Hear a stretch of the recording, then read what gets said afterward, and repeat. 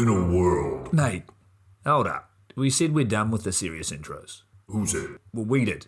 I don't remember that. Well, I said it, and you're me, so, you know. Well, I don't care. In a world. Hey, I told you. We're keeping it light. You do it on your own then. Well, technically, I already am. So, anyway. Fuck yeah. Pure wild flight. Get it down ya. How good? Visit nzaerosports.com. I get to do the next one. Well, obviously, you moron. We both do. I was 19, broke, unemployed, and sold my girlfriend's canopy for drug money. So, I thought I better sew her a new one. What a sentence, and what a story. This describes the humble yet outrageous beginnings of NZ Aerosports, the home of Icarus canopies, in the words of our founder himself. From getting a paratrooper toy from his mom, watching parachutes at the DZ as a 6-year-old, jumping off the wharf with a parachute made from bed sheets, doing his first jump at 16, sewing his first canopy on a borrowed machine at 19, and starting to sell parachutes out of a garage in 1986, Paul Gyro Martin had an undying love for the sky.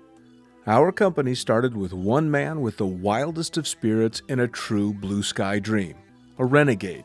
In the time that Gyro created and ran the Icarus Canopies brand until he passed away in 2017, he pushed everything he had to its limits. We miss him, and we always will. Gyro is the next generation of NZ Aerosports.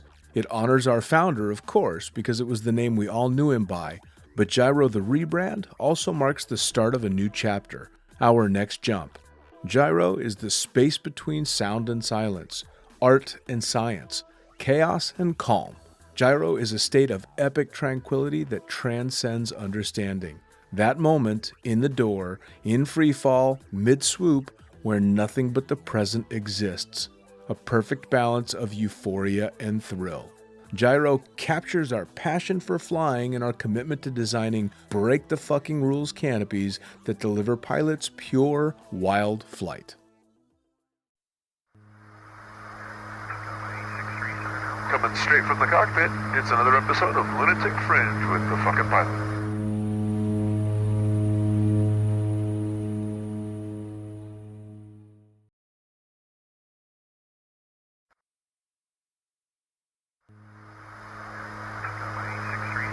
Coming straight from the cockpit, it's another episode of Lunatic Fringe with the fucking pilot.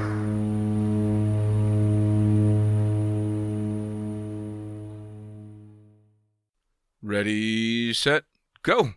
All right, once again, the fucking pilot back in the can for another edition of Lunatic Fringe. Feels like we've done this before. I've got another interesting character to tell us some seriously cool stories and a hell of a background to the sport.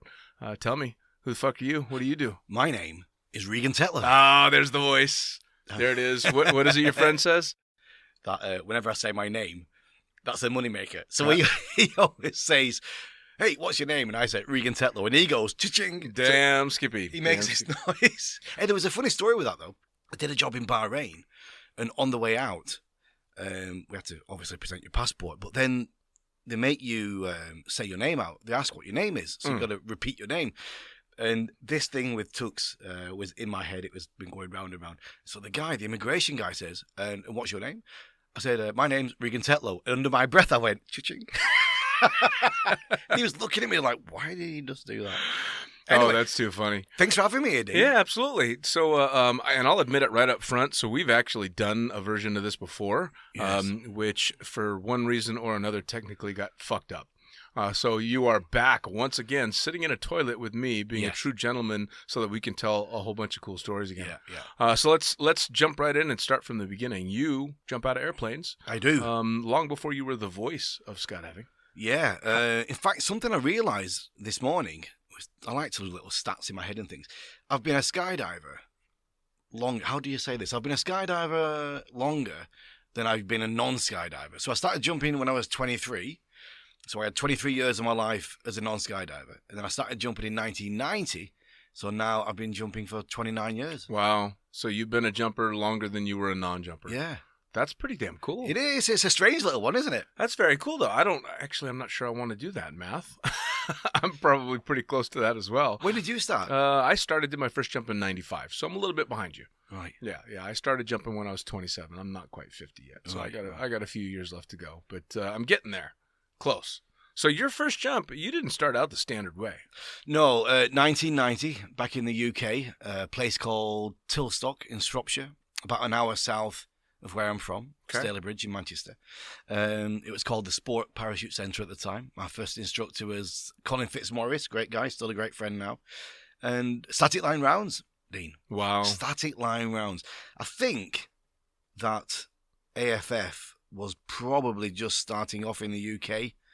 Probably somebody will correct that, but I think late 80s AFF was getting going in the States, and I think it was just starting in the UK, but it didn't seem like an option for us. I think RAPS was available, the Ram Air Progression System was available, but majority of people that did a first-time jump, a one-off jump, did a static line round, because it was for charity. Sure. You could raise money. It was a thing that people did. If you needed to go and raise a bunch of cash, you could do these sponsored events, and one of them was jumping out of a plane. And that was your motivation. Yeah. What was it again? Well, there was, in my hometown, there was a young girl, she was in early 20s, called Mandy Turner.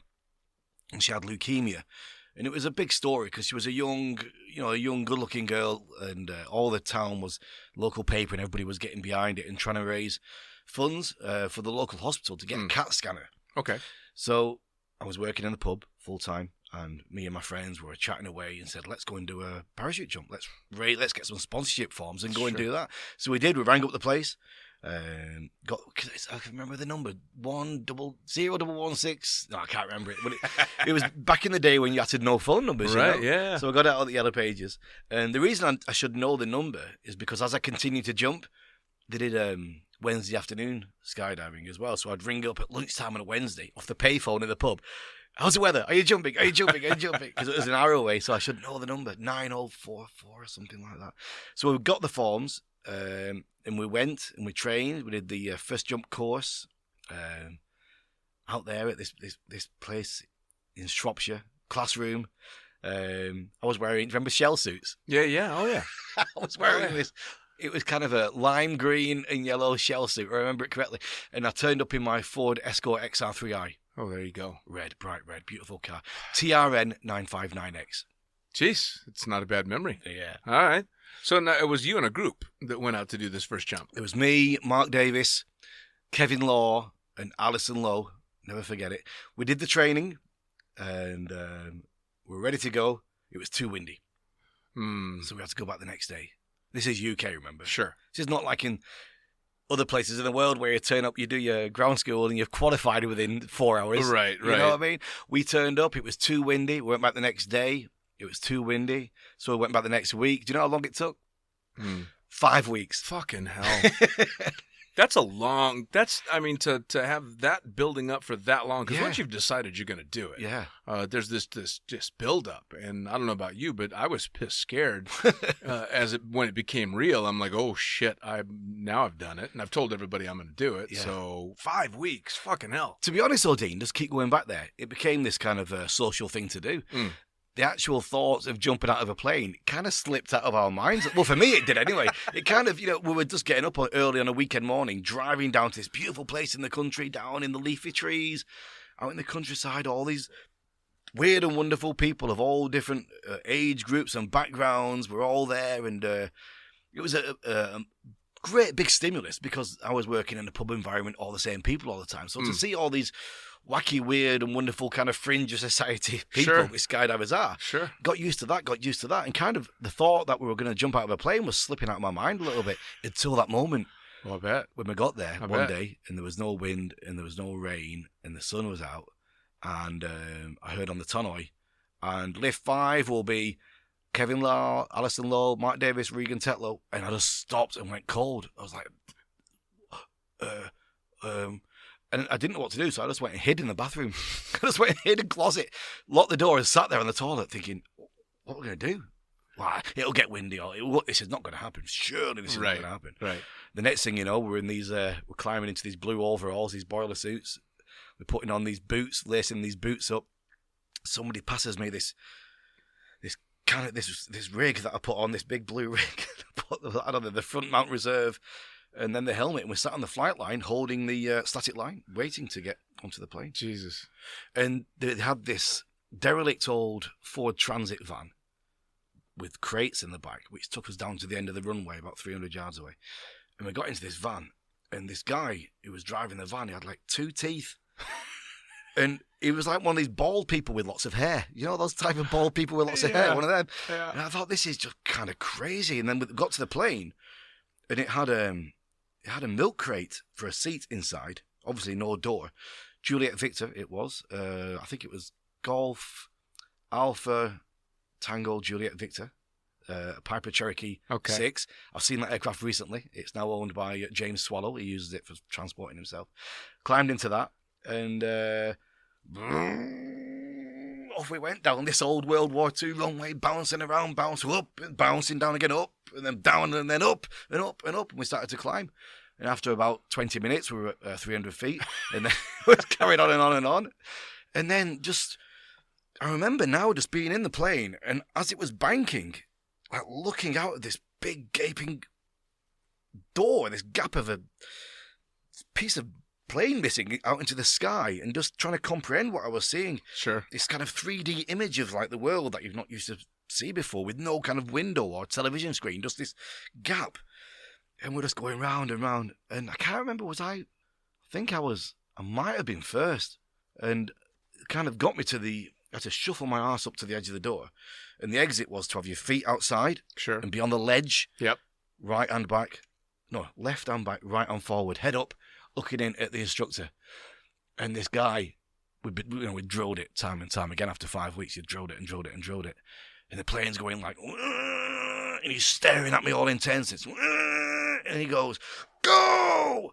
And everything, there was a lot happened in that moment as he said go. There was a lot went on. The first thing that happened was I was in my head saying, absolutely not, I'm not doing it. And the next thing you know, I've pushed off the plane. And I'm off the plane. I can see the plane going away from me. And my first thought, this is all within a fraction of a second. Sure. The first thought was, you coward. You bottled it. You weren't going to do this, and you didn't have the bollocks to say no. He shouted, go, and you did, like some kind of subservient fool. And here you are out of the plane. Why did you not, be a man and stand up and say no? So I was ashamed, and I'm under this parachute, this round parachute. And my first thought then was, wow, how completely quiet it was. Being in this plane with all the noise and the engine and this shouting big beefy guy, that's gone, and suddenly it's quiet, and it's just absolute serene. It was a real massive change. I love that your first thought as you left the aircraft was to call yourself a pussy. Yeah. That's a little bit backwards. Usually people are patting themselves, oh man, I'm a badass. No, I just jumped out of a plane. Absolutely not. But you were a pussy because you didn't refuse. Yeah. That's jump number 1. Jesus God. So now you find yourself under this round, and you're right. It's a very different experience, especially from the overload inside the aircraft, and it's way too much fucking input on top of the stress and everything else, and a fair amount of fear and all that. And of course now you're personally ashamed of yourself because you jumped. Well, that kind of passed. Now I was kind of like starting to enjoy it a little bit. I thought this is actually quite cool, and then I saw some other parachutes. I was like, what? Oh, no, it's the guys. It's my old friends, of course. Sure. I wondered where they come from. I couldn't compute. What are they doing? Oh, yeah, okay. They were from the same plane. And then, so I'm thinking about what we need to do. And right now with AFF and all the other coaching, everybody's got the radios in the helmet and the guys on the ground, which I've done as well. You talk people down and, speak to them nicely. And, okay, Dean, it's time to do a left-hand turn. Show me that you can turn left. And off you go and turn right and stuff. And that's how calm it is now. We didn't quite have that. I think radios did exist in 1990. I'm pretty sure. Yeah. Yeah. But we didn't have them. What we had, our instructor on the ground, while he was briefing us on the ground, he had this big megaphone which went over his shoulder with a microphone piece, which was really loud. He would say, "This is what you will hear: car number 1, turn left." Really loud. It's a loud megaphone. Sure. When you stood next to him, when you're 2,000 feet away, 2,000 feet vertical and probably half a mile horizontal, what you hear is. I'm waiting to hear number 1 turn right or number 2 turn left. All I can hear is, and then this guy seems to be getting more and more excited, and I can watch the other people, my other friends. Their parachutes are turning round. Remember, it's round parachutes. Right. So you've got these vents at the back. So the air goes in, pushes them forward at about 5 miles an hour in a no-win situation. Right. Of course. And so I'm watching people turning, think, well, I should start turning. So I started turning. Not really thinking why I should start turning. And then I noticed that I was turning without putting input, and I could feel myself turning. Obviously, the wind was taking me, and I could see the ground starting to speed up a little bit. So I'm obviously going with the wind. But then my training came back, and I remember him saying, don't make any turns below 200 feet. Which seems like a good idea and good training on the ground, apart from the fact now we're not wearing altimeters. Who knows what 200 feet is? Sure. And so then I'm just looking and watching, and we're turning and turning. I thought, well, we'll be okay. Feet and knees together, PLF, and the ground came. Wow, the ground came. I bet it did. It really came. Luckily, it was a potato field. It had just been ploughed, and it was September, so it was nice and, it was dry. Nice and soft. Boom! Into it I went. Bam, bam, bam, bam. It was a bit like Superman arriving in Kansas. Sure, Yeah. sure. So that was okay, though. I just brushed myself down. I felt brilliant. But unfortunately, Alison, I was watching her going away, and she hit a farm gate, and she bust her ankle up terribly. On jump number 1. Jump number 1. Oh. So the ambulance comes, and she's in the ambulance. So we jump in my XR3, and we've got a VHS recorder with us, Right. Because we're doing like a little behind-the-scenes thing, big VHS recorder. Like the That's size. one of those ones where you had to throw the whole camera over your shoulder. Yeah, with a full tape in it, with a VFS tape in it. I think we'd hired it from somewhere. I think we'd rented it or something. Sure. And so then we're in the car driving behind the ambulance, and my mate is filming me, and I'm doing like a mock documentary. You join us live in Shropshire as we head to the hospital to find out the condition of Alison Lowe. Oh my God! So that's kind of where the voice started to come from then. Maybe. Oh wow, that's very cool. Well, so unlike most people's first jumps, which usually start with copious amounts of alcohol, being shitty drunk, and 3 of the 30 people that say they're going to do it actually show up and make a jump, you guys jumped to buy a fucking CT machine for somebody with leukemia. Yeah. That's a pretty noble first story. It was pretty cool. Pretty cool. I think we raised about £2,000, something like that. I'm telling you what. Alison obviously didn't jump again because her ankle was still bad. Kevin, he came back the next week and did a second jump. And Mark Davis, the other guy, he did 200 eventually. He did 200 jumps, and then he stopped jumping. He doesn't jump anymore. So. Well, now obviously you kept going, but how was the progression for you? I mean, were you hooked or? Yeah. Well, it's slow in the UK. You got your weather to deal with. I think after that second jump, we next jumped. This is in September. We next jumped again in February. Oh wow! Yeah, I mean we weren't going every week, but we decided we wanted to do more.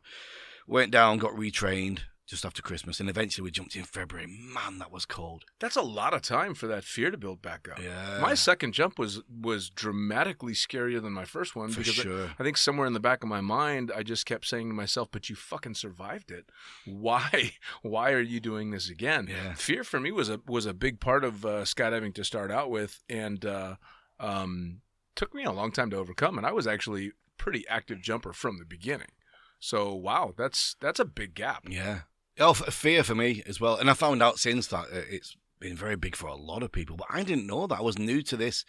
I wasn't really used to kind of sporting environments. I wasn't really in many of the teams at school and stuff. So I wasn't used to kind of the psychology of it all. But I think I qualified on about 48 jumps. So that took just over 2 years, I think. And we were down at the pub having the qualification drink with all the local jumpers who'd become my very, very good friends over this time. Sure. But I was really struggling with the fear. It was a real battle in my mind to keep going there. Every time I got there, it was a great place to be. The environment, the people that I've talked about before. But man, the will to just not go was really strong. And when I qualified, I felt like a complete fraud. And I thought, I've got to tell these guys. I've got to tell them. I've got to come clean about this because I'm just probably going to kill myself because I'm pretending I'm a skydiver like they are, but I'm not. You know, I'm absolutely terrified. So we're cheersing the drinks and everybody's chunking the glasses. I said, guys, I've got something I need to tell you or something. And everybody went quiet and thinking what I was going to say. I said, look, you know, I've been coming down here now, whatever it is, a couple of years. And, you know, I think you all are absolutely amazing. Some of the best friends I've ever met in my life. And I'm really loving the sensation of what this achievement is amazing, but I don't know if I can continue. They're like, why? What the hell's wrong? I said, I'm absolutely terrified. I'm terrified every time I come down here. I'm terrified every time I get in the plane. They were like, are you serious? I said, yeah. They said, but, you know, that's how it's meant to be. I said, is it? They said, yeah. They asked everybody around the table, are you scared? Yeah, I'm scared. I've done 400 jumps. I've done 500. And then suddenly it kind of clicked in my mind that it just all fell into place, that this fear is actually a big part of it. You know? Sure. And I thought, and then as I started to reason with it and reason with this fear, as we talked about a little bit before, I imagined this line in the sand where your achievement is, and either you can do one more jump and continue, and so you're pushing your levels of achievement, or you can stop there. You can stop and say, okay, the fear's got the most of me. I've found my limit. I didn't like the thought of finding my limit. I didn't like the thought of saying, okay, that's all.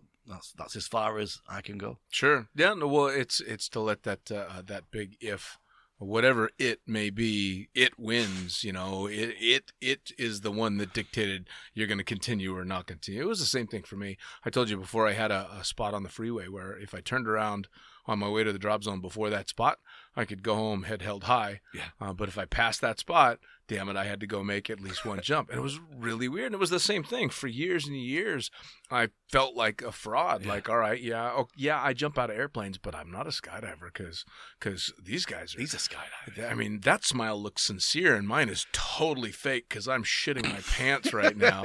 You know, that kind of thing. And then through conversations over all the years, you know, because if you'd have asked me, if somebody off the street asked me tomorrow, you know, does this scare you to feel like a skydiver? Ooh, I jump out of airplanes. You know, I mean, I'm an 11,000 jump rookie as far as I'm concerned. Yeah. Which is kind of a nice thing. It's a good way of keeping yourself alive, isn't it? Yeah, man. You know, I mean, the fear does a few things. First off, it kicks in all the training and it keeps you safe and keeps you alive, but it also highlights the accomplishment. If it weren't for the fact that some of this shit has scared the living hell out of me, I wouldn't be so proud of it. Yeah. You know, I mean, if this stuff wasn't scary, everybody'd be doing it. Yeah. So it's kind of cool in that respect, I think. Yeah, back in the day, I can remember actually getting to the gates of the drop zone and turning around and driving all the way back home. Sleepless nights. But yeah, it is. It's if it grabs you, and that element of achievement, of accomplishment, I mean, that's really good. And, and the feeling after a day of jumping, it's one of the best feelings in the world. Especially, were you on a small drop zone, or where were you? Where did you learn? Started in Vegas, actually. Okay, so but it was a very small drop zone. Yeah. But that kind of small drop zone feeling, I don't know if many people what their progression has been, but for me, finishing off a Saturday when they're in the middle of the summer and there's a packing mat outside and somebody's got a guitar and you're doing your last pack job of the day and you're drinking a beer, it's just one of the best feelings in the world. Yeah, you know, I don't know what it was like to start on a big drop zone. So for somebody that started at Paris Valley or an Elsinore or something like that, that's such a huge drop zone. I don't know what that vibe would have been like, but I can't imagine that it would be quite as tightly knit as, you know, the drop zone that's got maybe a dozen regular jumpers, and you know every story from everybody, and it's a much more intimate setting, I think. And it's pretty amazing too. You know, it really is. I remember, you just reminded me of a story. I think it was in Eloy, and I was out there doing some stuff, and I had a friend who worked there. He was one of the packers, and he said, "Look, tonight, quite a few of the staff we're having a barbecue. We're going to be around the fire pit, and we're going to be, you know, having a few drinks or whatever and chatting away. You want to come along? You know, it's like a local thing." I said, "Yeah, I'd love to. Where is it?" So he explained where it was. It was down the RV somewhere, and you know, you'll find it. So I get there and pull up, and I get out, and I think I brought some beers, and there's a fireplace there, and everybody's sat around it on the rocks, and so I get myself a seat and I start chatting away. And I had a great night. I had a fantastic night. But I don't remember seeing my friend or anybody else I knew. And the next day he said, "Man, where are you? You know, we were waiting for you." I said, I was I was there. I had a fantastic time. I was talking to that guy, and it turned out I just kind of gatecrashed some random non-skydiving bunch of people who were having their own campfire and sat with them all night, chatted away. That's awesome. The wrong fire. I totally forgot about that. Oh, brilliant. Yeah, the bonfire stuff has always been, well, the community of skydiving, and that's what everybody has highlighted throughout the podcast, is that the community, if it wasn't what initially drew them there, it's certainly what kept them there, or at least kept it interesting after everything else became, I don't want to say normal, but just when you're jumping all the time and everything, it was that community that really grabbed you. Especially in the UK with the weather situation. You know, a lot of the time you wouldn't be even doing any parachute jumps, so you'd just be there for the community. Sure. And the games and the stuff you would do and the parties at the night and going down the local pub and the things that you would get up to. And now, you want to hear about danger? I'll tell you about danger. Being in the UK when you're not skydiving, the things you do. Man. Whoa. Man, the majority of the injuries and the stupid shit that are done on weather holds in the States. So I can only imagine what it's got to be like in the UK. Well, you had told me before, too, you worked in, did you own your own pub? Yeah, I worked, my first job was a graphic designer as I left school. And I was doing a bit of bar work on the side of that. And then the guy that I was working for, he wanted a full-time manager. He bought a second pub. Okay. So he got me in there to do that with him. And he asked if I would, be full-time working in that industry. So against the better judgment of my family, I quit as a graphic designer and went to work full-time in a pub, which was a big disappointment to a lot of people. But it was brilliant. I was getting loads of money and starting talking to people. And so... Well, and cheers to pubs. Cheers, man. So that was an excellent start to my, that was my 20s, in my early 20s. That's when I started skydiving. So I was pretty fortunate that I was not going out really. I was working 7 days a week. And so I had disposable income, which I could use for jumping out of planes with. Well, not too bad. Yeah. Not too bad. Well, you had told me a little bit about the pub life in the UK, and coming from the States, my idea of the bar scene in the States and what I would consider a stereotypical English pub. Yeah. It's all painted by the movies, and in the movies, it's a lot like. Have you seen the movie Hot Fuzz? Yes. All right, they're all just same seat, same bar. Yeah. Or what was it? Hitchhiker's Guide to the Galaxy. Before the world gets destroyed, and the guy goes into the English pub, and they're all just sat there doing their thing. Hey, the world's about to end, and the guy's like, "Well, should we put paper bags over our heads?" He's like, he's like, "Yeah, if you want to, whatever." And they just carry on drinking their. Is that what it was like? Well, do you know what? I'll tell you, Dean, that's one of the things that made skydiving so attractive to me, because I had some nice friends in the pub and some good customers, but it was the same people every day, sat in the same seats, telling a lot of the same stories. And so when I found myself escaping to this wonderland, this extra life of these skydivers, for one, it was outdoor because I wasn't getting much time outdoor. And it was back in the day in the pubs in the UK, you could smoke inside, so it was a very smoky atmosphere. So to be outside getting fresh air, that was brilliant. And to meet all these skydiver types was just a big, a refreshing change, if you like. Sure. But there's a funny story about the pub. When I eventually left there in '99, I moved up to the north of England, further north to Newcastle, where I eventually married a skydiver. That's a different story. But after leaving the pub in '99, I didn't go back. I didn't go back and see anybody there until 11 years later. Wow. 11 years later, I found myself in the area, and I thought, I'm going to call in. and see everybody. Because my life had changed a lot, Sure. I think I might have been a professional skydiver. Then I was jumping full time, and I thought, I'm going to see it. It'll be like the hero returns, it'll be ticker tape, and they'll be like, hey, cake. And so I walked in, and it looked exactly the same. And the same people were sat at the bar.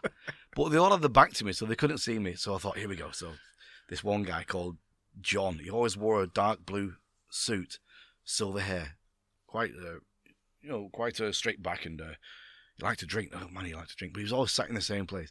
So I went up behind him, and I kind of just eased myself next to him at the bar, and he's still not noticed. He was watching something, and I remember it's 11 years since I've seen him, so I just leaned in and got close to him. I said, "All right, John," and he just gave me half a look and went, "All right, Regan." That was it. As if I'd just been to the bathroom or something. As if it was like just, what a disappointment. Bless them for if that's the life that they want. Good for John and his blue Absolutely, suit and at the pub. But it always seemed to be the script of a great sitcom, not a life. Yeah. To me, anyway. Well, so you start jumping in the UK, shit weather all the time. Uh-huh. You're getting in trouble on the ground. Obviously, you didn't do that forever. No. So where'd the transition come? Where'd you go from being terrified of jumping to jumping full time? Well, I was going to a boogie in the Czech Republic, and we were meeting all this. I was still just, I think I had about maybe 400 jumps at the time, so I was just starting to get a bit more proficient. I had a bit more skill, so I was going to this boogie. First time, I think it's the first boogie I'd ever been to, and we were meeting everybody from the boogie at the airport, and I met this group of skydivers that were obviously skydivers who were wearing bum bags and boogie, Sure. the kind of multicolored boogie bags. Oh, yeah, the trousers. So I got chatting with them, and we hooked up with them, and it ended up doing a 4-way team with those 3 people. We put a team together, our first ever team. In fact, I ended up marrying one of them, my wife. Wow. Eventually. So that was good. That was our first ever team, and we went to the States, and we got coached by Pete Allen and by John MacGyver and Gary Smith in the end, and we actually got sponsored by Sunpath.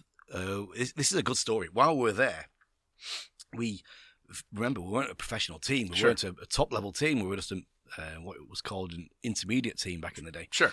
And Gary Smith said, "Look, we're going to get you some competition experience. There's this Florida skydiving league happening at the weekend." So he spoke to the organizer of that and asked if we could take part. And it was Kurt, the German Kurt, does the NSL. And he said, he came back, he said, yeah, he's going to let you take part in the competition, but he's going to give you a handicap, and he's giving you a 3.2 handicap. So we all nodded as if we knew what that meant. Yeah, no, sure. Great. So we went and did our skydives. And then, so we were saying to Gary, what does it mean, this 3.2? He said, well, actually, whatever you score, they're going to multiply it by 3.2. So we were doing, for instance, say we went and did a 10-point skydive. Sure. Suddenly we've got 32 points. Jesus. And we're up against the Golden Knights and Deland, Optic Nerve, I think it was at the time, PD Blue. And we went and won it. We won the competition. And at the medal ceremony, Derek Thomas was there. He'd had a few at the time. We could see him, and he was looking at us because I knew Derek. And they said, the winners, Angels. And we got the certificate, and Derek looked over and said, give those guys rigs. So I think we were the first non-senior team to receive rig sponsorship. Oh my God! It's quite so a good little story. You got sponsorship from Sunpath because Sunpath was hammered drunk, and you had a hell of a handicap. Kinda. That's awesome. Yeah. Well, you had another fun training story from your beginnings, though, didn't you? You nobody wanted to jump with you back in the day. Oh man, yeah. Oh, it was terrible. It was really embarrassing. We were going to. In fact, that boogie I went to that I've just talked about wasn't my first boogie. I'd been to one before in the same place, and then I think I did my 100th jump there, and about 90 jumps when I went there or something. And I had no skills. I couldn't, I couldn't get with the people in the sky. And I found that people were saying we were going to be jumping all day together, but then they were off doing 4 and 5 ways and 6 ways, and I was on my own.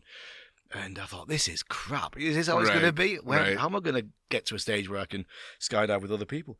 And so I thought the only way to do it is to chuck a load of cash at it. So I did. I raided my piggy bank and went to Eloy. Nice. And what I thought was hiring somebody from Airspeed to do one-on-one with me. That's what I paid for. I ended up with this lovely guy, an Irish guy. I can't remember his name. What was he called? Might be Mike or something. But I think he might have been an alternate or just a friend or I don't know, or somebody who cleaned the toilets or something. But he was certainly quite happy to jump with me every day, doing 10 jumps a day for 6 days, I think we did. Oh, wow. Yeah. So, and we had outside camera as well. Man, that was good. We did a lot of jumps. And I think that's what I needed, some consistency, Sure. And we did a hell of a lot of jumps, some really good skydives. And I came back. Then I bought a white jumpsuit. Oh, see, that's when you knew. I knew then. That's when you knew. It was white for 2 jumps until I put it through a big cow pat. Yeah. But I felt the dog's bollocks to begin with when I had that white suit. Oh, hell yeah. Yeah. And the new parachute. I bought myself a brand new parachute. So the progression we have now, obviously, and we must say in all seriousness, progression of parachutes is very important. Mm-hmm. It's one of the biggest killers of the sport is people banging themselves in on a perfectly good canopies. Pretty much the number one way, isn't it? Yeah. Well, we did it slightly different. So I did my round parachute jumps. So I qualified off rounds, and then I did a conversion to jump square parachutes. Right. And I think it was just like a little test, write something down, and then put on this. I think it was a Manta, and did a couple of jumps on that, and then I think cleared to jump them. So I did, I think, another 5 jumps on these 240 Mantas, whatever they were. Sure. And I bought my first rig. I bought a Firelight, which was it was a 170. I bought it from John McGuire. It was a 170 canopy, this 7-cell 170, in a chaser, which was like a racer copy, with a round reserve. A chaser. Yeah, with no AAD, no Cypress or anything, Man, and I was jumping that stuff over Emporia Brava, over the canals. Can you imagine having a reserve ride being on a round? No. Oh, man. Anyway, so I jumped this stuff. So I'd gone from round parachutes, 5 jumps on these 260s, and suddenly I was on my own 170. And so I crashed that a few times. I bet. And then I bought myself a Sabre 135, a brand new one. Ooh. Yeah. That's quite the progression. Yeah. Holy shit. Did you pay any stiff prices on that one? Well, I think I was just lucky. I wouldn't recommend it now to anybody, but I ended up doing over 2,000 jumps on that Sabre. And Wow. it never let me down, never cut it away. I'll tell you what, people used to talk a lot of shit about the Sabre ones, but I had a shitload of jumps on Sabre ones, and I was super, super slow on my progression with canopies, because I started out as a wind tunnel instructor in Vegas. Did you? So, yeah. So the free fall portion of it didn't throw me any big loops. I was learning pretty quick, at least belly flying stuff. Yeah, right. And I started shooting video right away, but the canopy stuff took a while. So I had I think my first canopy I owned was a F111 PD190. Right. And then I think I went to a Sabre 170, then a 150, then a 135, and then I grew big balls and bought a Stiletto 135. Oof. Right? Yeah. And that was back when you had to prove you had 500 jumps in order to buy a Stiletto. Right. And I put probably a good 1,000 jumps on a Stiletto before I downsized from that.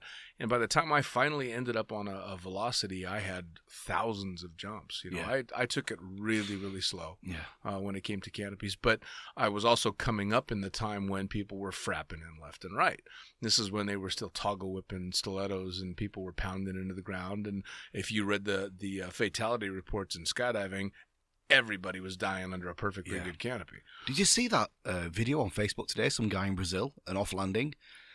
Hit the building? Yeah. Oh, Jesus God. Wow. I didn't have the sound on, and it was written in Portuguese, so I didn't know what it was about. I'm just watching this video, and I'm like, oh, this must be a demo. Yeah. He's going to go for that field. I'm thinking, land there, land there. I'm like, it must be, he's landing in this field. Oh, wait, that's not a field. Oh, he must be going for that field. Oh, that's not a field. Oh, fuck, he's going to. Man, he went, oh, Jesus, how he got away with that. Oh, yeah, as he flares into the side of a building. Yeah, he got lucky with that one. Canopy Holy courses, shit. people, get yourself on if you've not been on a canopy course, get yourself on a canopy course. Yeah, do it, absolutely.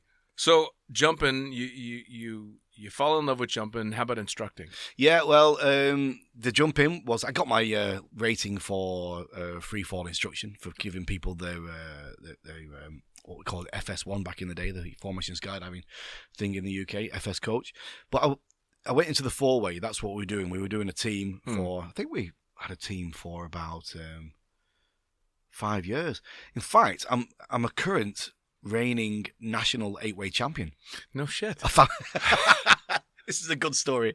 In fact, I was just down in Bedford in the UK at their World Challenge. I was presenting that.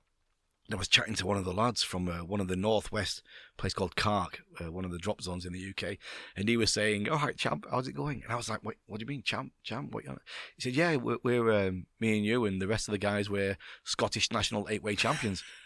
I said, "Are we?" He said, "Yeah, because they used to have their own Scottish championships, and they don't do it anymore. Now it doesn't exist, and so we would just happen to be at the last one that they ever did. We put 2 4-way teams together. I think we scored 7 points in total or something over all the rounds, and I think there was only 2 teams, so we won. And so for the last 20 years, is it? We've been national champions of Scotland. Hooray! You gotta love that. Yeah. Oh. So if anybody wants to try and reinstate the Scottish national championships, you can take it away from us. You got some high marks to hit, though. So 4-way was a thing, and then that kind of ran its course, and I got divorced, and I moved into my own place, and I was doing some jumps with a bunch of people from the university up there in Newcastle, And they just happened to be having a trip down to Emporia Brava in Spain. I think like 30 of them going, there was. And they asked if I would come along. They said, will you come and do some one-on-one with us? And because they knew I was familiar with the drop zone. So yeah, I said, I'll go down with them. And I think it was just the right place at the right time. The drop zone then, it was in 2003, 4, they were looking for somebody as a full-time role to do many different things, really. Load organising, lower experience stuff, little 5, 6 ways, 7 ways, 8 ways. Just getting the solo jumpers all together, keeping them safe. Sure. Making sure there was a reference on the drop zone, like a front-of-house concierge type role as well, you know. Basically, just making sure these people were spending all the money in their pocket. So when they rock up, instead of doing 2 or 3 jumps, they would do 5 or 6 jumps. And instead of packing for themselves, they would get packing tickets.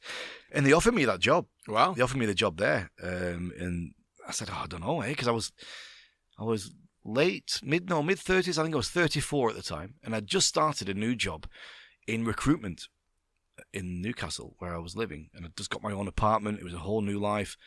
And the job was going quite well. Sales role, and was really enjoying it. I had a new bunch of friends. It was really cool. And then to be suddenly offered the job as a full-time skydiver, I thought, I don't know if I want to do this. I really enjoy my jumping, but do I want to do it full-time? And I was thinking about it, and they said, well, when are you here until? So I said, Tuesday. They said, well, let's meet on Monday morning, and then we can decide. So I'm thinking about it, and I thought, do you know what? I had a vision in my mind of being back in the northeast of England in the middle of the winter, in the snow, in the sleet, in the shit, in the cold. And I thought, I don't want to do that. There's a once-in-a-lifetime opportunity here. Sure.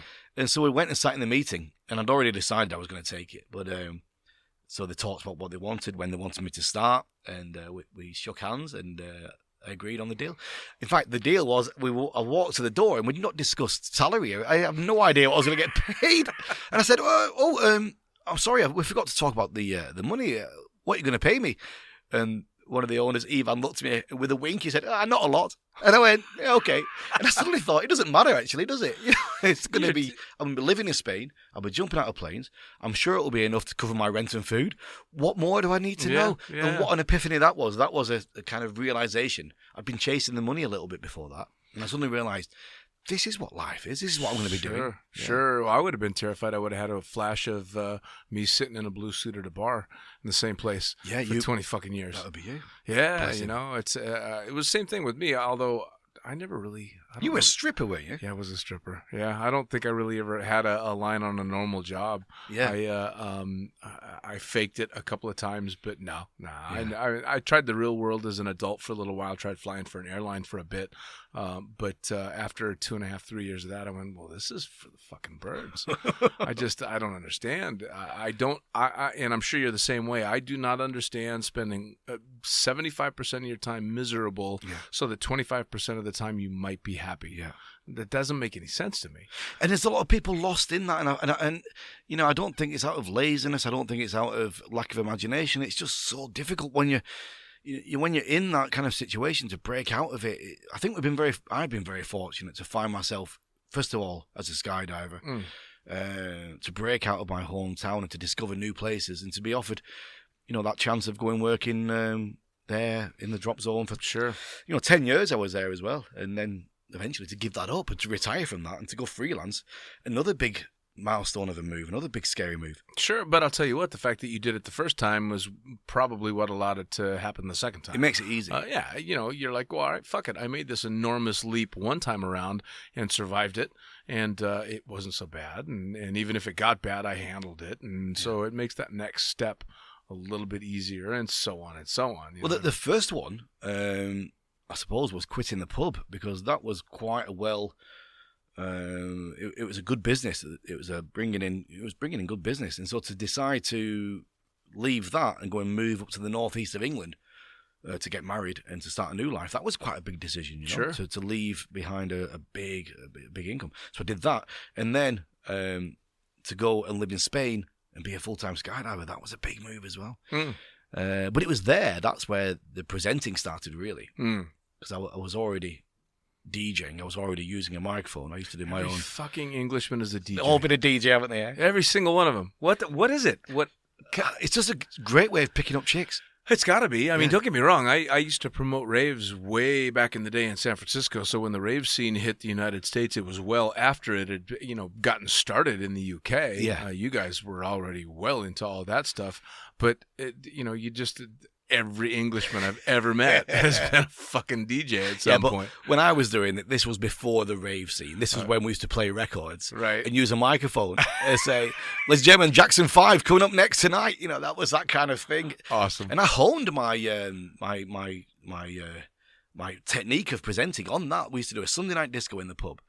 And it was only a little room, and I had down the left-hand side, I had what I called, the pub was called the Fleece. I had my fleecettes. So they knew the set list, and they would play like tracks from Greece and stuff, and they'd all do the actions and all the songs and things. We had little gimmicks I used to do. I used to do a little bit of slapstick stuff with props and all sorts of things going on. It was like a little stage show, really. Sure, yeah. So that was brilliant. I actually got to do something similar for quite a few years, actually through a motorcycle accident. I was working, as you said, as a stripper in Las Vegas, and it busted up my arm. And when I had done it earlier in my life in California, I had been on the mic a little bit just to announce the shows that we were doing. Right. And it was literally just because nobody else would do it. Yeah. So when I busted myself up in a motorcycle accident in Las Vegas, my money went away real quick. Right. Because, you can't stand up and take your pants off with a big hunk of metal sticking out of your arm. It happened that the DJ and MC, the master of ceremonies at the time, was leaving at the exact same time that I screwed myself up. And I ended up spending, 3.5, almost 4 years as the MC of the show. Wow. And it's the same thing. You're announcing all the acts and you're, playing the jokes. And of course they get a bit canned after a while, but it's fun. It was really, really entertaining to do. So I can definitely see the attraction. But how did that start for you? I mean, you did the DJ stuff, but you're very well known now as like the announcer for air sports. Loads of lucky breaks. That job in Spain, working on the drop zone, eventually I got my AFF and tandem rating, and so I was doing that as well as load organising. And then they were having the King of Swoop competition on the beach. They'd done it a few years previously, and so all the top canopy pilots really turned up there for that event. And they wanted an announcer, and I was a DJ there, and I was DJing up at the drop zone on a weekend as well with a microphone and all the rest of it. So they asked me if I would go and stand on the beach with a mic and a sound system and calling the pilots as they landed. And I said, yeah, well, what's the deal? How does it work? He said, yeah, well, we'll be there all week, and it'll take you off the tandem rotation, and you'll get an extra €100 per day. I said, yeah, go on, let's do it. So I did that, and I think they had that competition 2 years in a row. That would have been 2005 and 6. And then it kind of went quiet with the presenting then. The next break was when the Dubai scene started. There was 2009. I remember it was a Sunday night. I just got back to the apartment. I had my old Nokia phone, the old Nokia with a snake thing, and I got an SMS from Renier Boss, and he was the guy who'd organised the King of Swoop, and he had the Drop Zone shop. And he sent me this SMS, and it said, "See you in Dubai, you're paying the beers." So I thought, well, what does that mean? Why? Because Dubai wasn't part of the conversation with anybody, really. Sure. It didn't mean anything to do with parachuting or skydiving. So I thought, what does that mean? So I rang him, and he answered the phone. He always calls me Regan. He's like, Regan. I said, what's this text? What? He said, no. Oh, no. I shouldn't have said that. I said, whoa, what's wrong? He said, no, I've been drinking. And it's a secret, top secret. I shouldn't have sent it. I said, what's a top secret? He said, well, you're going to get a call tomorrow morning from the Emirati Aviation Association. I said, the what? Well, let me get a pen. So I'm trying to write this thing down, these words that I've never heard. Emirati Aviation. I said, what is it? He said, yeah, they're going to call you. And they're putting on this big event at the end of the year, this International Parachuting Championships. And they want a speaker. So I've put your name forward.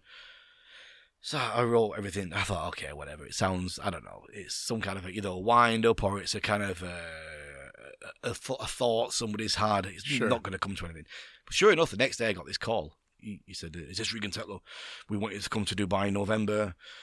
And I was just shocked with it all. And I was going, yep. And I finished the call and I'd not asked about any details about how we progressed this or who's my contact or if I'm going to get paid. Or I see a theme with you. Just kind I'd have thrown the phone down. Thinking, Yeah. yeah, I'll do it. I'll do it. Do it. Yeah. Don't want to seem too keen. Yeah. Medal. Yep. So I did, and so they took me out there, and on that November, and that was the first Dubai International Parachuting Championships, and I did my one and only jump over the palm there before Skydive Dubai existed. Wow. Yeah, at the end of the gig, there was a place on the helicopter, so I grabbed the broadcast mic, made sure the broadcast team weren't watching, took the mic into the helicopter and lobbed out, and I got this pic of me on my bike with the mic. Awesome. Turned it on the canopy. And all my other jumps since then that I've been to Dubai have been at the desert campus. I've only jumped one jump over the palm. Oh, wow. Before Skydive Dubai existed. So that's kind of really where the announcing and everything kicked off. Yeah, we did that 2010, went back 2011, 2012 for the Mondial. Also in 2013, I got invited by the FAI to go to Colombia for the Canopy Piloting Championships. That was an event and a half. The Colombians, they like to have a good time. They just brought buses and buses and buses of people into this. We were out in this military airbase in the middle of nowhere, and they put thousands of seats down the side of the swoop pond and filled it every day with people. I don't know where they got them from. And man, they were excitable. I was chatting to some of the locals about, how I should get them going. They said, well, just say, Visca Cali, Viva Cali, and that would get them all going because the area was called Cali. And apparently there's 3 districts. There's Cali, Chipi Chapi, Jumbo. Wait, Cali, Colombia. Yeah. Cali, Colombia is, you mean, the cocaine capital of the world. Well, we're going to talk about that, are we? Well, yeah. Ooh, shit. So they would just say, I would just say, Cali, Chippy, Chappy, Jumbo. And they would just be up on their feet. Pa, pa, pa, pa, pa, pa, pa, cha, cha, cha, cha, cha. 3,000 people. It was the best gig ever. I bet. Yeah. Good morning. My name's Regan Tetlow. Da, da, da, da, da, da, da. And they were getting autographs from all the people. I think they were all on. Is that what they were doing? They were planting them all up with coke. No, absolutely not. No one there has ever done cocaine. Ever. No way. Not Cali, Colombia. The Cali. Fucking hell, you did a swoop comp for the Cali cartel. Yeah. The party, the closing party was quite vigorous. I bet it was. But it lasted a couple weeks. Yeah. Probably still going on now. Well, one of the biggest events that I watched you do was, I think I watched it on Facebook, and it was the Copenhagen swoop comp. Swoop freestyle. It used to be called Swoop Challenge. We did the first one in 2014. So so off the back of the World Games in Cali, Colombia, then I got a contact through Patrick Kay, actually, Sky Swooper from Dubai. I know him well. He was involved with the team from Copenhagen, and they put me in touch with them, and they asked me to go along with Peter Irish Sullivan, great guy, friend of mine, Peter Irish, Irish guy working down in Australia. And we did that. We did the big one there in the centre of Copenhagen and Pebbling or so. And we did that for 14, 15, 16, 17, 18, last 5 years we've been there. Wow. And in fact, last year we had 2 locations. We had that one there in Copenhagen and San Diego as well. But what a gig that is, to walk out to what is, in all intents and purposes, the size of a football crowd, 80,000 people around this lake. Because at the location, this Pebbling or so lake, on a normal weekend anyway, with no special event, they'll get 20 or 30,000 people. Wow. Just all sat around little mini barbecues, smoking joints. And so you put a swoop comp in the middle of that anyway, and just suddenly you walk out, good morning, Copenhagen, and the crowd is just... That's got to be insane. Intense, yeah. Did you ever think anything in skydiving would have that kind of a draw? No. I mean, now the wind tunnels obviously have made skydiving a little bit more in-your-face personal. Yeah. And I think we talked about it before outside this show. The skydiving has never been a huge spectator sport just because it's not really accessible. Right. If you have to watch something on a TV, it's very difficult to call it a spectator sport. But as soon as you start to throw swoop or tunnel flying into it, it's now in your face. Yeah. So it becomes this huge thing. But I still never would have thought. 80, 100,000 people? Holy shit. What's really held it back in the past with TV is obviously the weather, because of the time slots with scheduling. It almost broke through in the late 90s with the Extreme Games. Remember that? With the Sky Surf scene. Skydive. Yeah, that really was when it almost kind of hit the big time. It was there, on the TV with all... Were you on a filming? Yeah, I was camera for a Sky Sky Surf team, and yeah. that was basically when I was coming up was when the X Games were still going on, and Yeah. I was watching, Vic Papato and Troy Hartman, and, Yeah.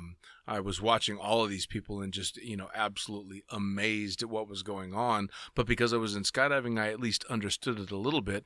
But even then, some part of me understood that if you don't know anything about skydiving, and specifically sky surfing, this would be a very alien thing to you. And it really was. And I think sky surfing kind of went by the wayside for a couple of reasons. One, the general public couldn't understand it. Again, if you got to go watch something on a TV, who's going to go to a location to watch a big screen? So that's going to kind of kill it. But the competitors just got too good. And as a matter of fact, I believe it was Sean McCormick came up with a move that pretty much brought sky surfing to a standstill, and it was a move called the Invisible Man. And he would do this stand-up spin that was literally so fast that he'd become a blur on the video.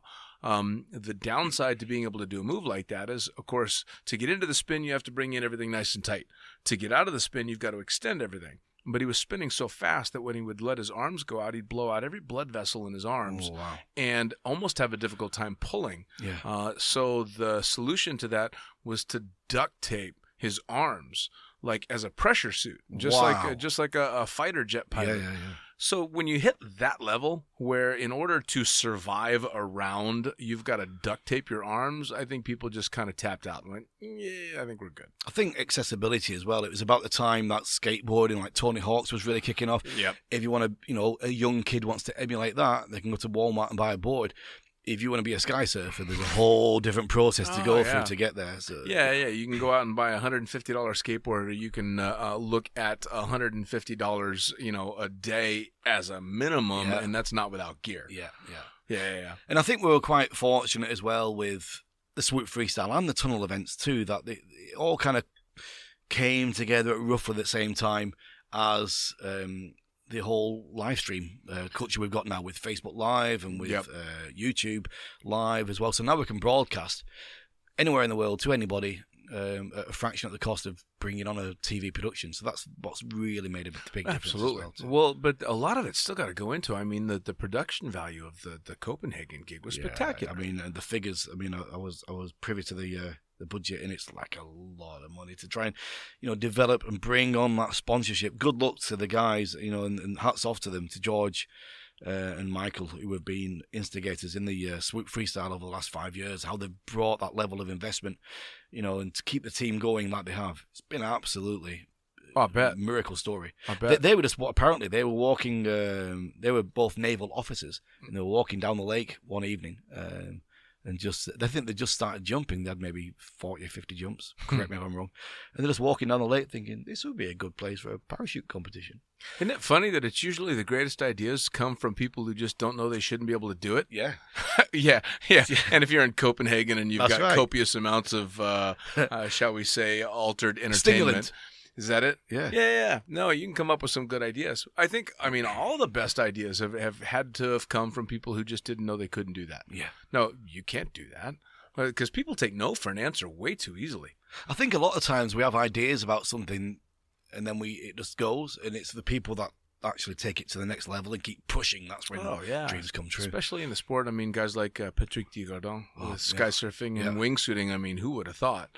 Wingsuiting has gone everywhere that it's gone. Again, not so much a spectator sport, but certainly spectacular. But I think the future for air sports has got to be the wind tunnel, no? The one thing which really catches the public imagination, and things that people, when we're doing a live stream and you get the live comments coming through, the things that non-skydivers, non-tunnel flyers connect to is always the freestyle to music. Gotta be. That's where they can get a hook onto it. It's like dancing on ice. It's like it's a performance. They can see, they can understand, they can get a feel of what's happening. Sure. Well, and I think you don't need to know how difficult something is to know how cool it looks. Yeah, for sure. Yeah, and as soon as they started putting the tunnel flying to music, are you kidding? And then do you know the first person who did that? No, my girlfriend. Really? Lise Hernandez-Gila. Really? Yeah, in 2014 in Canada, at the first championships, she had an idea of doing her freestyle with music. So she found somebody with a sound system and got a radio in her ear and broadcast it to herself and put the speakers on the outside of the tunnel. And she was the very first person. That's her legacy. That's fucking epic. Well done, Lise. Love you. Yeah, that's absolutely epic. Well, and I've never seen one in person, so I didn't actually know. I've seen the videos of it, and you hear the music from outside, but I didn't realize the competitors had the music as well. Yeah, then the Win Games really were the next ones to step it up and to really bring it as an event, the freestyle to music. And it was absolutely mind-blowing. The first Win Games I did in 2014. In fact, this shows you the progression of tunnel production, if you like, from a production side, from a broadcast side. The first one that I got involved with was 2014 Win Games. And I think the one before that was the Knights of Prague, was the very first one with a live stream. Again, correct me if I'm wrong. But what we did, I had a mixing desk and some MP3s and a microphone. And there was a guy with a Sony camera, and he was filming me while I introduced the next flyer, and then he would turn and film the tunnel. And he would film the flight and then turn back to me, and I was playing the music and introducing the guys as they were coming in. All right. And that was only, 5 years ago. Look at the progression now. We've got full broadcast quality productions taking place. It's crazy, full isn't live it? Outside broadcast. Yeah, it's incredible. No, it's absolutely mind-blowing. Well, and as quickly as that stuff is progressing, the talent in the tunnel is progressing just as fast. It is astounding to watch. In fact, I think it was just 2 days ago, the Wittenberg kids took 2A USA national championships. And the World Championship. They over in Lille with the World Championships at indoor skydiving. And Holy shit. Did you see it? Did you see their performance? Yes. Well, I saw what was, I guess, one of their practices for the round that they put up. Yeah. Holy shit. Yeah. It's just unbelievable. It's incredible. Well, and I started out in the Vegas tunnel, which required a suit that's 10 times too big. I've seen that. Yeah. The massive balloon suits with the vents in it, and maximum 120 miles an hour of wind, and big blue padded walls that you had to bounce off the walls and stuff. And to see from that to this in such a short period of time, it's astounding. I remember Mike Wittenberg producing that video, 9. Oh my God, that video. Yes, yeah, I remember that video. Yeah. That video made me love, respect, and hate a 9-year-old all at the same time. Because it was so well done. The video was so well produced. She was such a sweetheart in it, but then you watch her flying and you're like, fucking hell. Yeah. She is so good. It's just not cool. And she's done nothing but get better. I can't do the shit she did in that video when she was 9. If you look now, I think it's safe to say, if you don't start flying when you're 5 years old, you can forget it. It's like golf. It's like tennis. If you don't start at that age, you're never going to be the champion. Pretty much. Amy Watson, now Australia, now the new freestyle junior champion. She won that. Then Raf from Germany took the Open. I mean, it's Raf. just, oh man, and he's a character and a half. Oh, isn't he cracks me the fuck up. We've done a couple of jumps together and trying to do tracking jumps and stuff. And the way he tries to describe how to do this or how to do that just makes me laugh every time, because he's such a cheerful, happy guy. But the way he describes things and the way he tells you to do something is just it makes you laugh every time. That AAD fire he had in Dubai in the desert campus, and how he landed, and just his reaction to that. Yep. He landed on top of the car park canopy or something, didn't he? Yes, he did. Yes, he did, man. That was, I'll tell you what, this sport does definitely draw some fucking characters. Yeah. I mean, I must say to anybody listening, that wasn't from a low opening. That was just a high-speed turn with his AAD was set. Yeah. No, he's about as switched on as you can get. Yeah. This is not somebody that's going to have an AAD fire because he was being stupid. No. Definitely not. So now, you've done a ridiculous amount through your career in skydiving, especially in the way you started, and starting on round parachutes and fighting fear to get through all the skydiving to becoming a working skydiver. You're the ambassador for Emporia Brava for 10 years. Yeah. You start doing all the announcing and becoming basically the voice of air sports in a lot of ways. But now you're a fucking movie star. Well, yeah, how did that happen? Again, another fraud situation. The fuck, man? I don't know. Come on. Oh, mate. We've got a premiere, actually, of my second movie. second movie. Say that again. Well, How's actually, that feel? How's that feel? 2 days ago, I was filming my third, and this coming Saturday, I've got my script now for my fourth movie. fuck It's off. on IMDb, Really? yeah. So we've got the premiere of the second one called Louder, which is premiering in 6 days' time at the Roxy Theatre, and I think there's 20 tickets left for the premiere, for the red carpet premiere, if anybody wants to go along to that. But how did it start? I'll tell you how it started. I met a girl. Well, actually, I met her in Emporia Brava. And she was a skydiver, and she saw that I was a presenter and doing all the things, and she was in events, and she said, look, there's lots of work for somebody with a microphone. And I was thinking about my time as a full-time skydiver at that job was coming to an end, because basically I was just doing too much outside work. I was getting all these different gigs. I was getting invited to go organise at different boogies as well. You know, Rich Grimm? Yeah, I've done a lot of boogies with Rich Grimm in February, Belize and Nicaragua and Costa Rica. In fact, next year we're going to the Maldives. Oh, In February. It's going to be incredible. So, and I was doing all these outside gigs, and there was one particular moment where my boss, Ralph Curtel at Emporia Brava, we were having a chat. He was very calm, and he says, "Hey, Regan," Swiss guy, he's very calm. He says, "Hey, Regan, so how are you doing? It's good to see you." I said, "Yeah, I'm doing fine." He said, "Have you been away?" I said, "Yeah, I was doing that, that thing. I was doing that thing, I was giving it big shouts out from Emporia Brava." He said, okay. He said, how many days annual leave do you get? I said, I think it's 34 days. But, he said, yeah, it's good, 34 days. That's exactly what you get. He said, do you know how many days you've been away this year? I said, 40 maybe, 40, 44, maybe 40. He said, 72.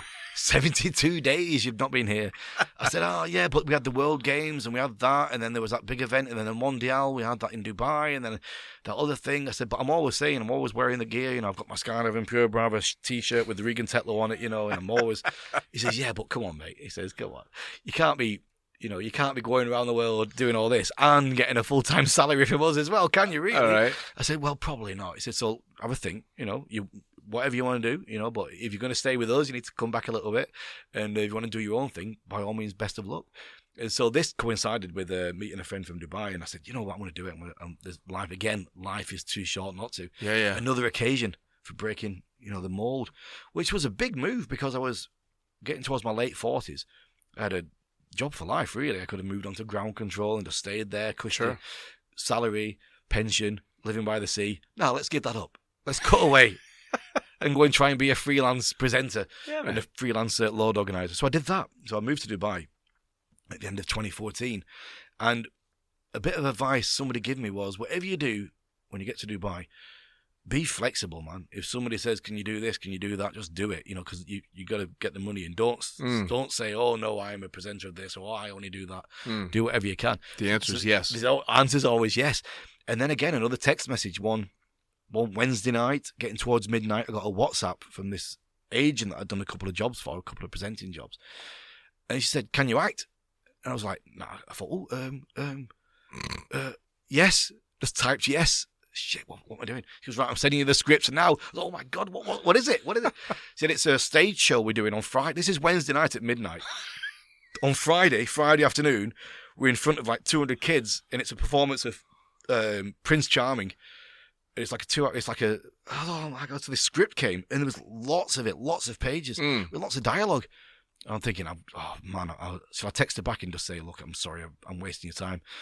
I thought, no, I'll have a go. So I'm reading through it. So I used to do a bit of acting as a kid, so I like the idea. So I'm reading, highlighting these lines and trying to remember them.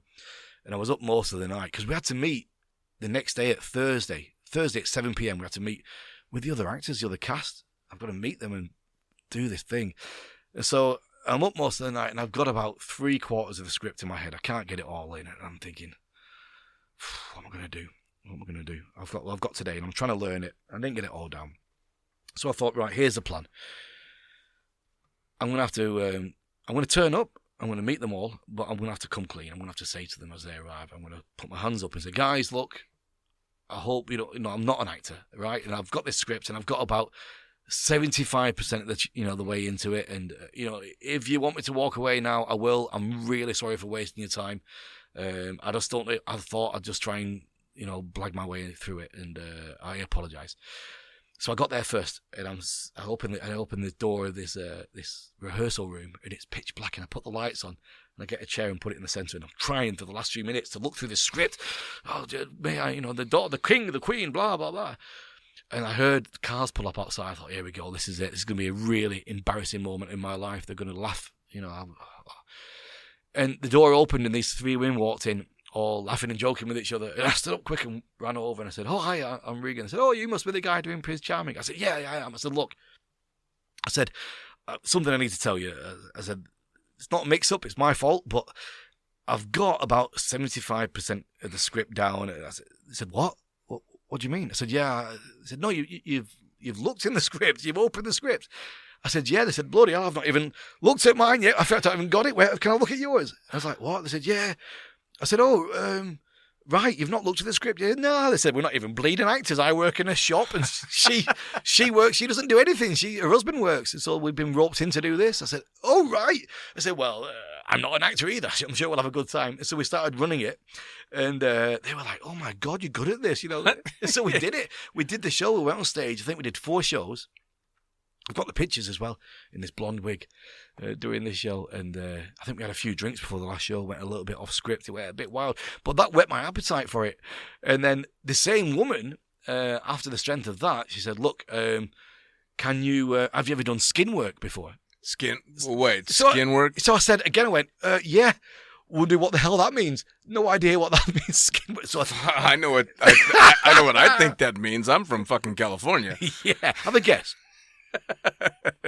Have a guess what skin work is. Yeah. I wouldn't have a clue, man. I'm a retired stripper from Vegas. Yeah. What do you think I think skin work means? What it turns out it is. Have you heard of Barney the dinosaur? Yeah. The big purple guy. Yeah. So but skin work is getting in these things and being the animation inside these characters. Oh no. So it's money, It's money. So she says they've got the annual conference of Mattel in Dubai next week, and they need somebody to be there for half an hour to shake hands and do the things. And I said, yeah, I'll do it. Of course I will.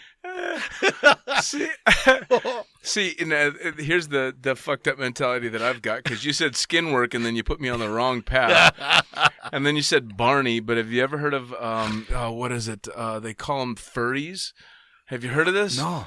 People that like to dress up as stuffed animals. Oh, yeah? And have sex. You've got a tiger in your... I do have Tigger is hanging right here. Well, that's, New Year's. All right. What are you going to do, right? That's what you're going to do. Yeah, absolutely. Anyway, so she was offering me a few £100 to do this. So she said, can you come down just for a little test? I thought, well, what do I need to test?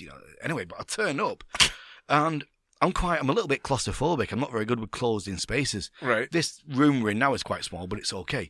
But this Barney thing, it's like a small space capsule. Yeah, it's all aluminium and it's got fans inside, and it's pitch black, and you've got to crawl in it. There's fans inside Barney? And I'm looking at it thinking, I don't know if I can do this. I don't know if I can get inside this thing. And so there's like these 3 executives from Mattel there, and she's there as well. And so I start crawling inside, and it's hot, and these fans are like zzz, by the side of your head. And there's a mesh that you can see through, and then you've got to stand up, and then they put the feet on and the hands on. And then so you're in this thing. It's like a little mini submarine. And so I did it. I did the gig at this hotel, the Pyramid Hotel, I think it was. And then she said, we've got an event next week in Egypt. Do you want to go to Egypt? There's 2 weeks. 2 weeks doing this with 3 20-minute shows at this holiday resort at night time. And all the day's yours. You can do what you want. But you've got to be on stage at 9 p.m. for 15 days. It was good money. I said, yeah, I'll do it. So the next thing I know, this is the best bit, I get to Dubai Airport, and this random guy turns up with a van and drags out this big blue bag, like a kit bag, but about the size of the room we're in now. So what's that? About 7 feet long, something like that? Yeah, something like that. So it's obviously you think it's got Barney in it. That's the kind of size of bag it should be, of course. And so he hands it over to me, and I start dragging it through the airport. No idea who this guy is. No idea what's in this bag. Get to the check-in to fly to Egypt, and the guy says, what's in the bag? I say, in my head I thought, I haven't got a fucking clue. It could have anything in it. What am I thinking? I've not even checked this. Yeah, that's kind of like the first rule of flying. Yeah. You don't take a bag from somebody. Did anybody give you a bag? Do you know the contents? I haven't got a clue, mate. So I said, it's Barn. It's got a dinosaur in it. He said, a dinosaur? I said, yeah, the children's character bag. He said, okay. And the police came and they picked it up and put it on a special trolley and took me to a different part of the airport with this big scanning machine. I bet they did. And put it in. And I'm thinking, this is what you see when you see these people banged up abroad. Yeah. And you think, how did they find themselves in this situation? This is me right now. It could be stuffed full of anything. And they put it through this machine, and it comes out to the side. And they look at me and say, okay. Oh, man, what was I thinking? No, that was, probably wasn't one of your sharpest moments. So I get to Egypt, and they take me to this hotel. I'm there for 15 days. And so we check in, and the person who's organising the thing meets me. And that was it. But we did the gig, but a little quick story. We've got time for another quick story about this. So I'm doing this thing, and I'm by the pool, thinking like I'm an actor. I'm a bit of an actor because I'm doing Barney every night. And the hotel's full of cabin crew. All the flight attendants from the same hotel. So all these girls are there, and they say, so we got chatting with them. They said, so what are you doing here then? Are you on your own? I said, yeah. What do you do? I said, I'm an actor. They said, you're an actor? Well, what are you acting in? Because obviously they knew what was there. Sure. I said, I'm doing, it's a stage show. I said, a stage show? Well, we've not seen any of these. What kind of a stage? I said, it's children's entertainment. Do some children. She looked at each other and she looked at me and she went, are you fucking Barney? I said, yeah, but shh, don't tell anybody, it's top secret, you know. That's genius.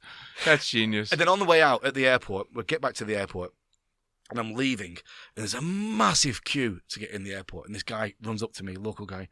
He says, sir, do you want VIP lane? I give you VIP lane, because I've got this trolley with the big band on it. VIP lane, sir. I said, yeah, I'd love it. He said, $20, 20 Egyptian pounds. So I pulled out 20 Egyptian pounds and give it to him, and he said, okay. And he kind of ran away. And I never saw him again. Genius. Yeah. Genius. So that was my introduction to acting. And then a few more. I signed up with a couple of agencies, and I got a few television commercials coming through. And then the first movie break was for a movie called The Wedding Party 2. And I auditioned for this. It was just one of the many things I was clicking online to audition for. I wasn't quite even sure what it was. And I got there. And it turned out to be a movie. I thought it was a commercial. It was a movie. So he gave me a script to read, and the direction was, at the end of the scuffle, he pushes back his slick black hair and puts himself straight. And I'm thinking, I haven't got any hair. Yeah. And then they called me Regan Tetlow. So I had to go into this audition quickly. So I think, what am I going to do? So I just pulled my shirt out and undid a few buttons. And while I'm recovering from this scuffle thing, I just kind of did the buttons up and tucked it back in and did the line. And unbelievably, I got the gig. I got it. I got the role in my first ever movie, speaking part and everything. Wow. Incredible, eh? Wow. Yeah. From smuggling Barney into Egypt. Yeah. Yeah. Well, for being Prince Charming, that was the first one. Yeah, Prince Charming for kids to smuggling Barney into Egypt, Yeah. and then your first speaking part in a movie. That's right. Wow. All because somebody handed you a microphone in Emporia Brava and asked you to announce some skydivers. Well, even before that, because I was DJing in the pub. Wait. Yeah, but every Englishman's a DJ. We've established that. So if people say to me now, I was like dreading at the beginning of this, you were going to say, what do you do? Because I don't even know what to say anymore. Skydiving, voiceover work, acting, load organising, MC, and I still feel like a barman. I'm just a barman from Staley Bridge. What a badge of honor to be able to say, when the question is, what do you do, to be able to say, I'm not really sure. The funny thing was, I was on a shoot 2 days ago, and there's a friend of they're called Casey, and he's quite a respected actor. He's got a load of movies under his belt and loads of stuff, and he's obsessed with skydiving. He wants to start skydiving, you know. And he's we were meeting some other people, and I said, I'm Regan, I'm the actor on this, and he's like, tell him you're a skydiver. Tell him he said, if I was a skydiver, I'd be telling everybody. I'd be telling the taxi driver. I'd be telling the guy in the grocers.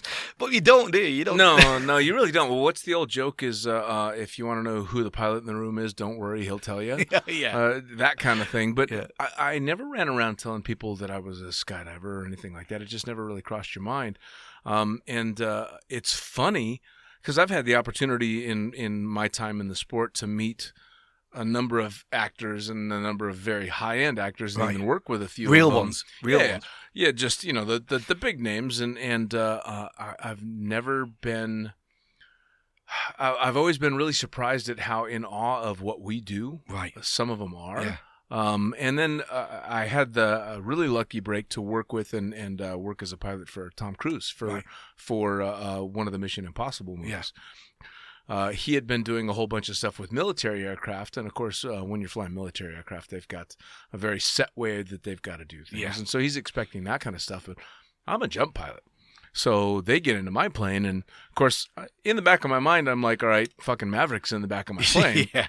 Anyway, he hops in the plane, and I hammer the throttles, and off we Twin go. Otter, in a twin, yeah, in a Twin Otter, and up we go, and we get him to altitude and jump back down, and we do a couple of jumps, and there's a bit of a lull in the activity, and so Tom Cruise is sitting right there, and I'm not exactly shy, and so I walk up, and he'd already been introduced to me at one point, but I walk over, and I'm like, so how are the jumps going, and everything like that? And he says, oh, yeah, they're going pretty good, and then he stops, and he's all, man, you're really fast.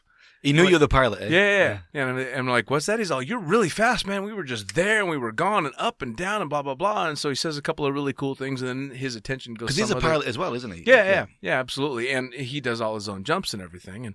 And his attention got drawn in a different direction. And one of the co-captains that was there with me is like, dude, Maverick just told you you're a fast pilot. And I'm like, oh, check that box. Fucking hell, cha-ching. Nice. But it always struck me as really funny that that these hardcore actors that everybody looks up to thinks the shit that we do just on a weekend for fun Crazy, eh? is cool as hell. Yeah. So it's all in perspective. It is. You know? It's what you get used to, isn't it? Yeah, it really is. And it also, the skydiving has taught me so many lessons in regard to that kind of stuff too, that at the end of the day, they're all just people. Yeah. You know, so who knows, dude? Next time you might be walking down the red carpet at the Oscars.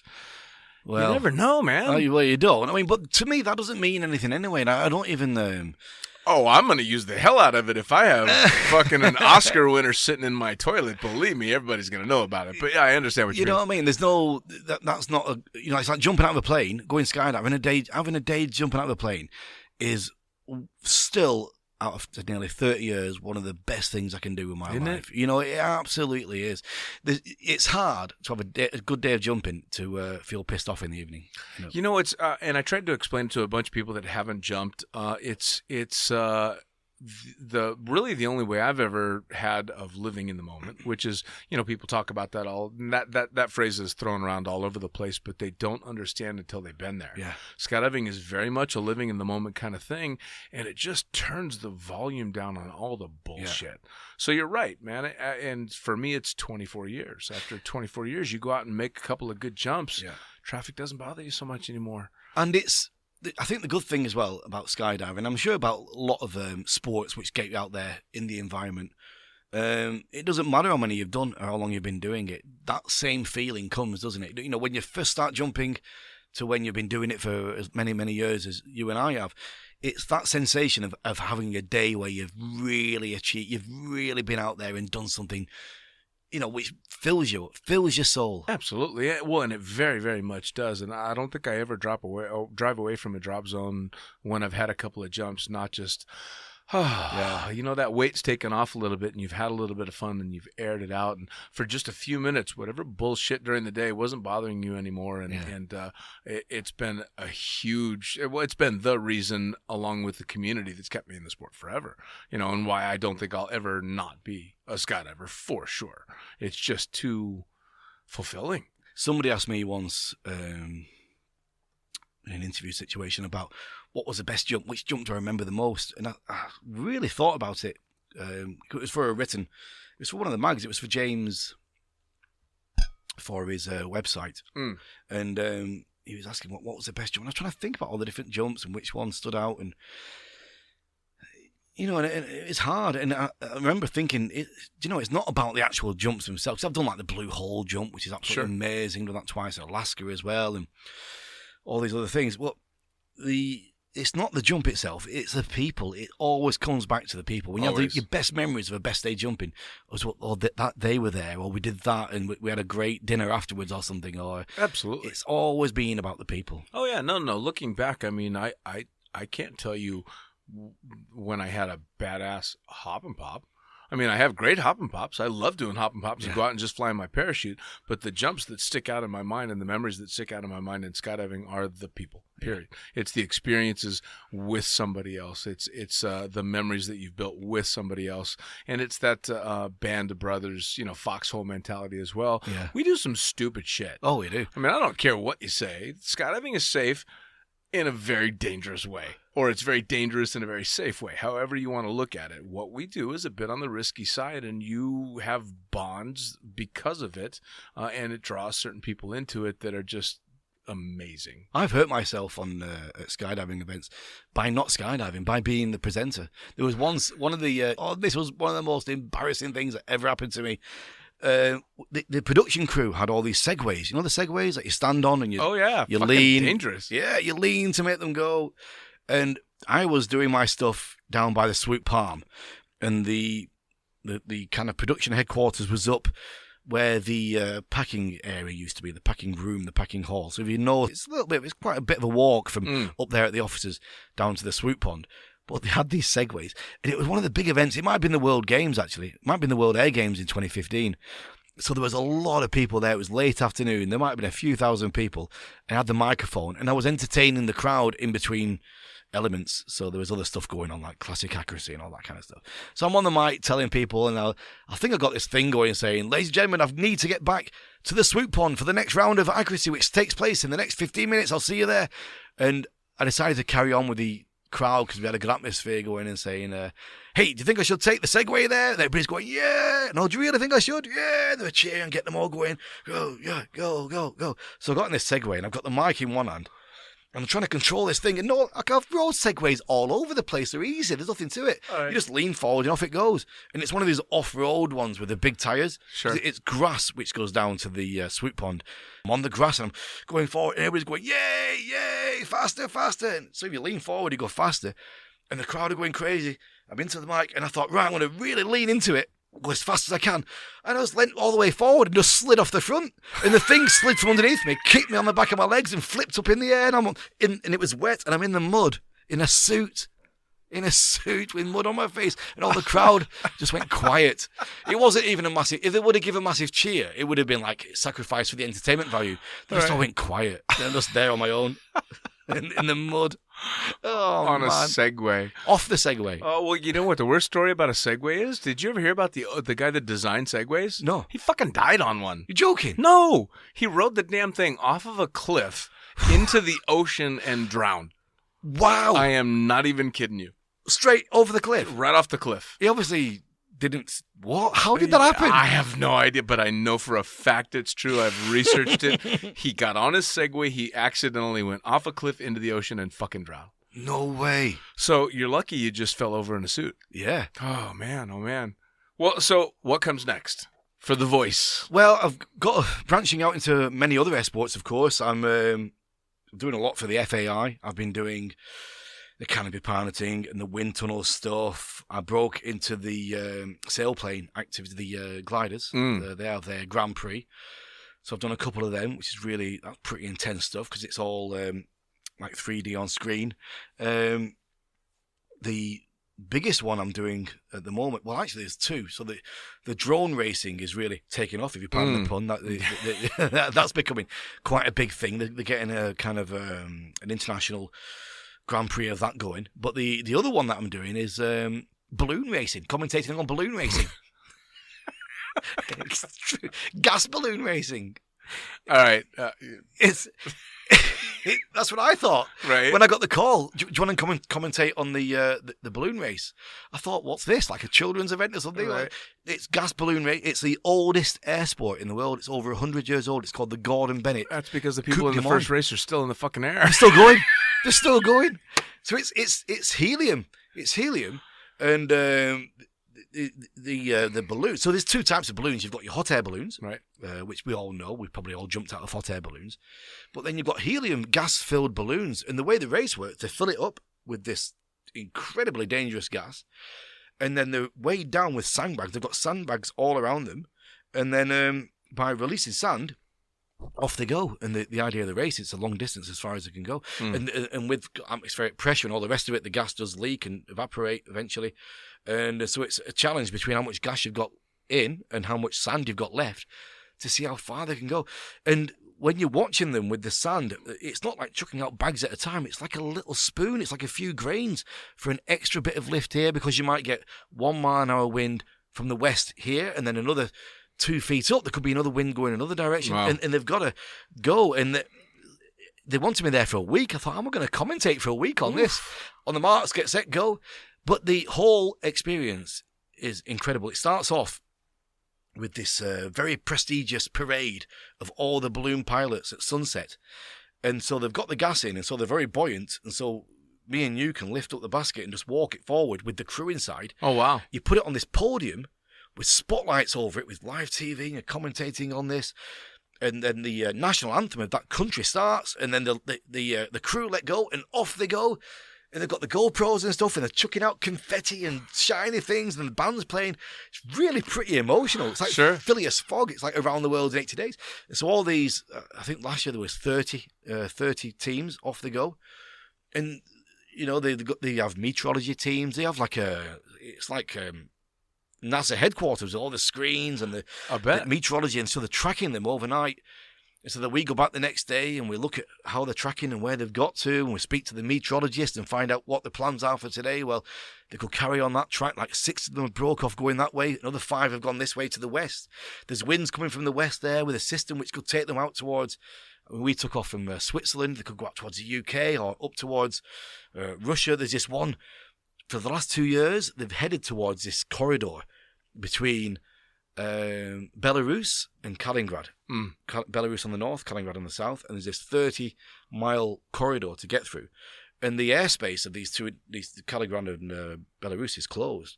And so they've got to get the right winds, which are going to get them through this. So they've either got to land before they get there, right, which is the end of their race, or if they've got enough, they can get through and carry on for another day even and win. But this airspace infringing stuff is serious business. Oh, yeah. You know, I think maybe 5 years ago, one of them got shot down. The Russians put a fucking missile into him. Oh my God! I can't believe we're laughing. I don't mean to laugh. I don't, because it's tragic. But what a way to go! It's like I had a malfunction, I had line twist, I had to land my reserve. Wow, that's extreme, mate. Yeah. What happened to your friends? They got shot down by a missile. Yeah, they got blown up by a missile while floating a balloon over Russian airspace. Yeah. Fucking hell. It's intense, eh? Ay. Dude, that part of it's certainly fucking intense. Yeah. I got to admit, the beginning of it sounds a little bit like the Macy's Day Parade to me. It does. It's wild because, you know, they're drinking champagne and stuff as they're going up, and it's the romanticism of it all is incredible. Sure. The basket they're in is probably 1.5 meters by 1.5 meters, and they've got to live in this thing for up to 4 days. And so they have a bucket in there for using the bathroom. Oh yeah. That gets tipped out as ballast. They have in the basket they have a door at the side which they open and slide out a plank which they can lie on to go to sleep. So there's always one person, you know, who can. They're up at like 18,000 feet sometimes. So the temperature and the oxygen they need, you know, they have to be. The night times can be pretty intense. And then they've got the canopies that can pull around them for the rain and the ice. Wow, it's extreme living for a few days. And all of this shit, you're into all of this stuff because you decided to help try and buy a CT machine for somebody that had leukemia back when you were a kid. That's right. What a fucking trip, right? It's madness, isn't it? Isn't it great? It is. Now you say it like that, it does sound quite... Yeah. So I just think it's one gig to the next gig, isn't it? It's one thing to the next. It's when you look back and you try and see the entire chain of events that made it happen. I mean, I gave credit in one of the books that I wrote to the fact that I am only where I am today because once upon a time I told a lie to a girl to try and get laid. and lied and said I used to be a stripper, and then oops, I actually became one. Have you wrote 4 books? 2 books. And what are they documentaries? What's the story? One of them's just previously published articles for Blue Skies magazine. I've been writing for them for almost 10 years now for Lauren Cola. And the other one is called The Accidental Stripper, which is exactly that. Yeah. It's the misadventures of how I Forrest Gumped my way through. Fantastic. Yeah, through multiple very strange careers to lead to one of the strangest lives I've ever known. Maybe that can be my pension. Yeah, there you go. Yeah, hey, are you kidding me? What was the Brit movie? The Full Monty. Yeah. There you go. Come on. Yeah. I know people. I'll get you set up. That's right. So how do people find you? How do they find out what you got coming up next? How are they going to find these movies that you're in? How are they going to just go make a skydive with you? How do they find Regan Tetlow? So I'm quite active on social media, Instagram, Facebook, Twitter. I'm trying to get back into Twitter. Twitter's hard. I'm trying to do that again. So I'm quite fortunate having an unusual name. There's not many Regan Tetlows. Yeah. So it's at Regan Tetlow. Regan Tetlow is Facebook. Regan Tetlow's Instagram. Regan Tetlow is Twitter. I'm doing the Instagram stories. I'm keeping everybody up to date. Come and follow me and Awesome. join us for the ride. And we got to hit the premieres of all the damn movies. And when you're on the red carpet and you're doing the whole Oscar thing, and you're up there on the stage, give a wink. I would like to say thank you to Dean Ricky. Yeah, just a little nod, just a little wink or something like that. Yeah. For the, Cheers. Cheers. Regan, twice since I didn't fuck up the audio this time. We have recorded, have we? We've got everything. Ladies and gentlemen, thank you so much for joining. Regan, thank you so much for once again coming and sitting in the toilet with me and shooting the shit. Thanks for having me. It's been a whole pleasure. lot of fun. Oh, cheers. Take care, man. Take care. Well, there you have it. Another episode of the Lunatic Fringe podcast brought to you as always by, well, wait, not as always, actually. Brought to you now by Gyro. Formerly known as NZ Aerosports, you'll head to gyro.com for their next level line of canopies. By Pussfoot, the Extreme Sports Collective. Head over to pussfoot.com to check it out. By Summit Parachute Systems, check out summitparachutesystems.com to talk to Jarrett Martin and the gang about kick-ass pilot rigs, rigging courses, and more. By Flyaway Indoor Skydiving, go to flyawaytn.com and check out all the cutting-edge stuff to come. By Pure Spectrum CBD, head to purespectrumcbd.com to check out their wide range of CBD products. And as for us, head to the lunaticfringepodcast.com to listen to any of the hundreds of episodes currently available, hit the link for our YouTube channel, pick up your copy of the Lunatic Fringe book or The Accidental Stripper, and get a sneak peek at upcoming guests. Once again, thanks for listening. We'll see you next time.